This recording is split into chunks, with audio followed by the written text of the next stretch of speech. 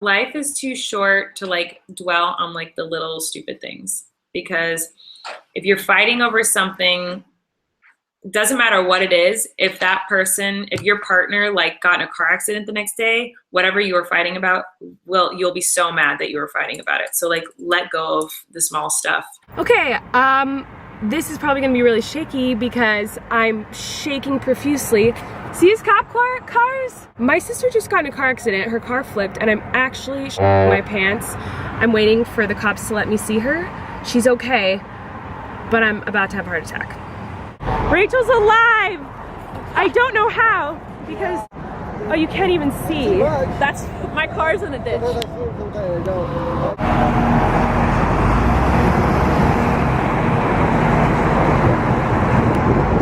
Can't see it. Absolutely insane. I have 2 years on. That's drivable. Guys, go hug your family, because you never know what's going to happen. It's like an absolute miracle that Rachel's okay. The police officer said that they've seen accidents like this and people are dead, and somehow she's alive. And Rachel's super lucky that she doesn't have a scratch on her. I'm sure she'll be sore tomorrow, but I cannot believe she got out of that. Go hug your family. I'm like freaking out. Rachel's all fine. She's like, what's up? Come here, give me a hug. You seem stressed. And I'm like crying and she's totally fine. She's such a badass. So Rachel. Yeah. What happened? I was driving and then a car swerved into me and then I overcorrected and spun out of control. And then what happened? I went in the car and I was like, I'm flipping, oh my god, I'm in an action movie. And then a bunch of water hit my face and I went, oh my gosh, I'm in a river. And then I was like, oh, that's my coffee. And then my car stopped and I was like, okay, it's done. So I put the car in park and I turned off the car because I saw that in a commercial once. And then I grabbed my phone because I was like, I need to call 911. And then I realized that my seatbelt was really hurting my abdominal area where I got my appendix taken out. So I took off my seatbelt, looked up, saw that the sunroof had been smashed and wasn't there anymore. So I crawled out of that and I ran up the dirt hill and there was a man that was like, are you okay? And then he called 911 and now we're here. Badass of the century. There's a tree underneath it. I crawled out of that. That's what I crawled out of. You know, I like to keep sticks in the gas tank. Look at all the glass that didn't even touch me because the dirt got in my mouth. Basically, the engine was completely rebuilt. My dad had bought me brand new tires 6 days before the accident. My stereo that I love so much was less than a year old. I felt so bad. Okay, so here's the whole story. I'm driving on the freeway, I'm going 70 in the slow lane, I'm not texting, I'm listening to Miley Cyrus' We Can't Stop, and I'm driving next to this white car. He started speeding up and he swerves into me and I started honking. I swerved and I realized I was about to go off the freeway, so I turned to get back onto the freeway. I turned in front of the guy, but he didn't hit me again, so I turned again, I overcorrected and I flipped my car. I flipped off to the freeway. My car somehow spun so my headlights were facing the freeway and I slid sideways down a hill. My car was on the passenger side, so I was dangling and it slid down and then I ran into a tree and then that's how I stopped.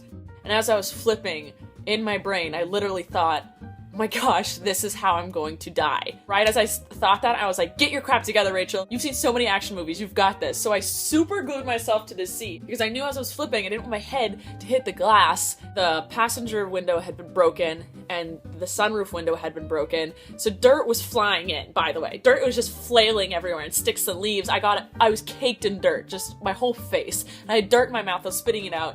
As I was sliding down, I felt a bunch of liquid hit my face. And I was like, oh my gosh, I'm about to go into a river. I have to hold my breath, I have to hold my breath. And then I realized that there was no more water and my car stopped. And I was like, that's coffee. Okay, I'm not in a river. I still hear Miley singing, We Can't Stop. No, Miley, we've stopped. I'm done. I remember in a commercial that you're supposed to unlock your car, put it in park and turn the engine off when you get into a crash. I couldn't get out of either of my doors because one was on the ground and one was above me. So unlocking the doors thing didn't even make sense. But I put it in park, I turned off the car, and then I looked down and my phone was literally an inch from my hand. It had been sitting in my lap, so it could have gone anywhere. It could have flown out of the car. But my phone was an inch from my hand. She's like, he has a present from Jesus. And I was like, thanks, Jesus. Okay, cool. I can call 911. And then I realized I'm stuck in my seatbelt. This is hurting because I just gotten my appendix taken out, so the seatbelt was right on that wound. And I was like, okay, I need to get out of this car because Colleen's always really scared that cars are going to explode. So in my brain, I heard her being like, cars explode, cars explode. I looked down and I realized that if I unbuckled, I drop into a bunch of glass and dirt. Like getting my foot off of my side and like sticking it on the seat next to me so that when I undo my seatbelt, I don't fall to the ground. So I undo my seatbelt. Cool. I can go through this sunroof. That sounds like a really great idea. I go through and as I'm just going through, I'm like, don't cut yourself on glass. Don't cut yourself on glass. And I stand up and I look around. I have no clue where I am. I'm completely disoriented. I don't know which way's up, but I hear a dude screaming at me from the top of a hill. I crawl up the hill. He's there and he was just a dude that witnessed the crash. He was driving and he looked over and saw my headlights facing him and then me slide down a hill. So he pulled over to help me. The guy who hit me kept driving. No clue. I know he was in a white, rounded, older car, but yeah, this dude stopped. He called 911. He was extremely helpful. He stayed with me the whole time until my sister got there. Colleen came in her onesie. She rescued me in her onesie. It was really scary. It's probably one of the scariest things I've ever done. I kept it together while I was at the crash. I'm totally fine. I didn't want anyone freaking out about me, and Colleen spent the night with me. But there was no way I could sleep. I kept picturing in my mind the crash over and over again, and it's scary. The cops kept being like, we've seen this crash so many times, and we've never seen people walk out from it. I keep replaying over and over in my head, like, what I could have done differently. But seriously, like, when the guy hit me, he popped my tire, so there was no way I could control my car. I'm not a stunt driver. I beg of all of you, please, when you drive, please be safe. No texting and driving. If I would have been texting, if I was speeding, if I had been drinking, if I hadn't been wearing my seatbelt, there's no way I would have survived that. So please, guys, when you drive, even if you don't get hurt, you could hurt other people. When you switch lanes, look over your shoulder. My goodness. Be safe when you're driving. Please, guys, for my sake. Holy shit. Oh my God, guys. Be safe, drive safe.